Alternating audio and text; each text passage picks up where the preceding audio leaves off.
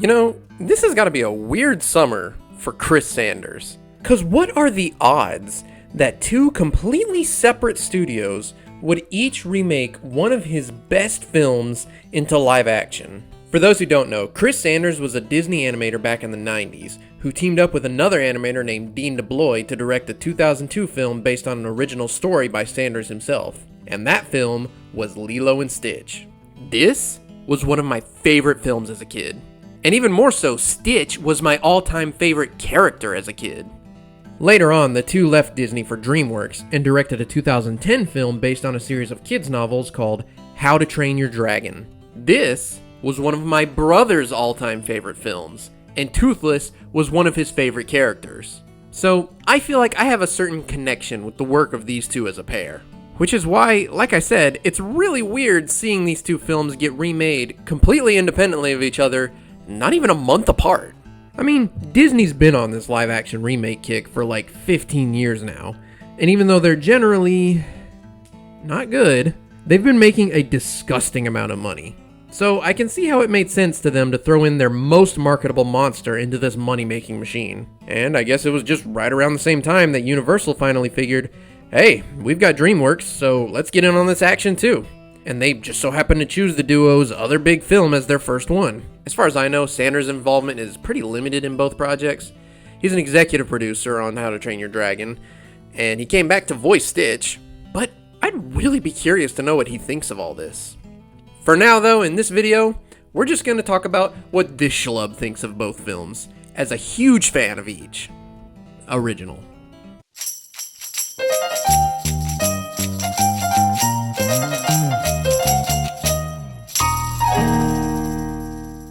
As a general rule of thumb, any remake should have something to justify its existence. Some new element absent from the original, or any reason that they're telling the same story again. In the case of Lilo and Stitch, it seems like most of the reason is to provide us with all sorts of brand new, funny moments and cute gags with Stitch.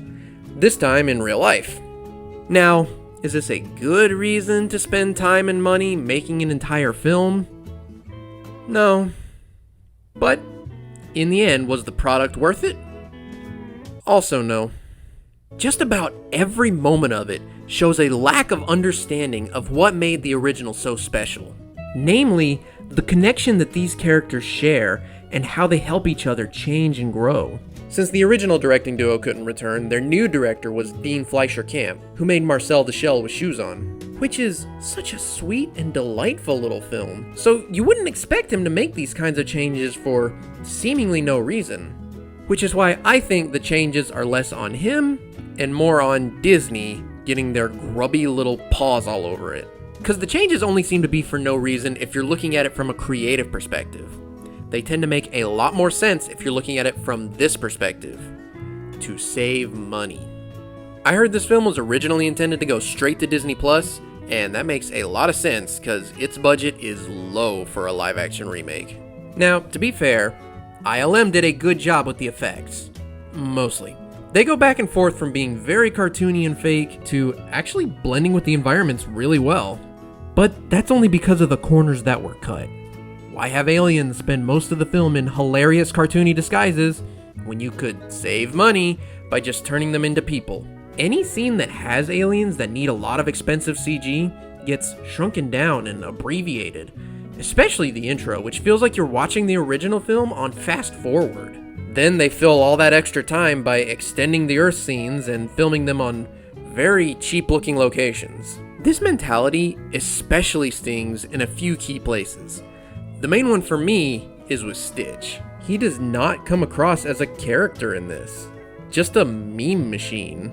Everything he does is just a cute, funny little gag that, yes, does feel in line with something he'd do, but has no sense of direction as to why he's doing it, other than to cause mischief.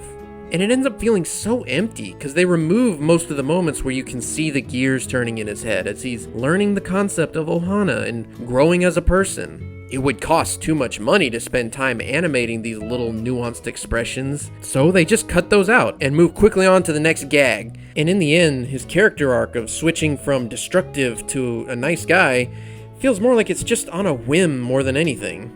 The other big change that stung is the relationship between Lilo and Nani. In the original, the deep connection that they have despite all their fighting, which is because of their horrible circumstances, is the most emotionally powerful aspect of the film. In this though, they need more stuff to do in cheap locations, so the complexities of their situation get way less focus, and their connection is nowhere near as deep or emotional.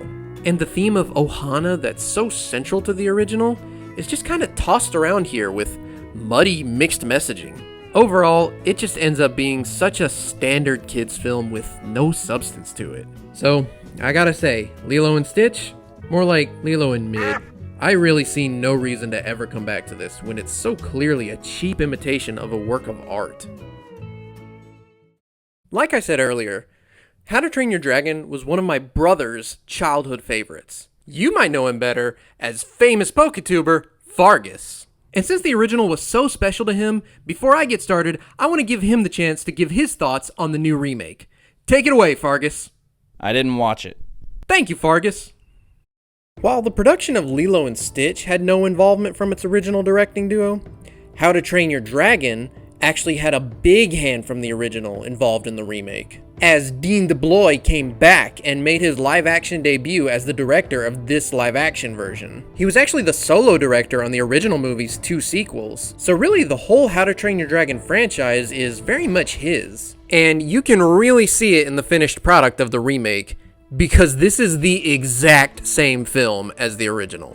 Almost shot for shot, word for word. So, in a way, that does objectively make it a good movie.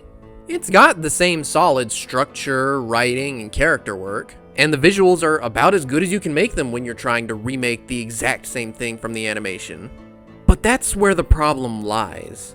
In trying to fit everything into so tight of a box, anything slightly off feels very noticeable.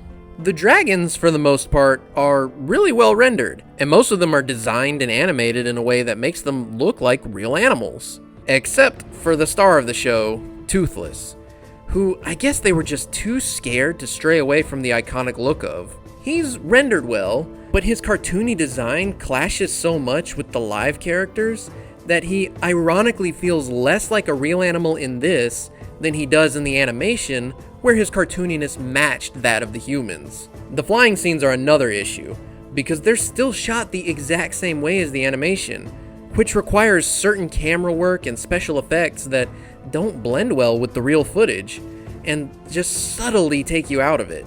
The worst result, though, is in the actors' performances. They're not bad, but in trying to match so specifically to the performances of the old voice actors and animators, the new performers don't feel like they're naturally working with the material in their own way, and it just ends up feeling kinda awkward. And this problem isn't only for the people who've seen the original. My fiance hasn't, and even she thought that the dialogue scenes felt weird at times. Now, all of these things are technically nitpicks, but since there already is a version of this, almost exactly the same, just without these issues already out there, it begs the question, what's the point of this film? Well, you could argue that it's just cool to see fantasy stories in real life. People like Game of Thrones and Lord of the Rings, and this has Vikings with ancient weapons and cool dragons, so it seems like a good idea. But in execution, the biggest reaction I can give it is, I mean, it's kinda cool. So, I gotta say, How to Train Your Dragon? More like How to Train Your Midgen.